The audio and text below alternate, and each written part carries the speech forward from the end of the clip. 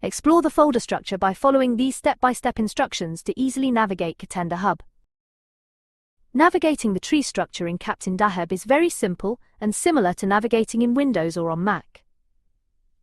First, click on the name of one of the parent folders located at the root of your project.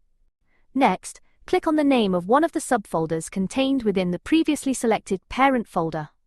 Finally, click on the name of the last existing subfolder. You can return to any level of the tree from the interactive path generated at the top of the interface. For example, return to the previous level by clicking on the parent folder. Return to the previous level again in the same way. Finally, return to the root of your project by clicking on Documents. You now know how to navigate efficiently through the application by exploring folders and accessing different levels of the tree structure.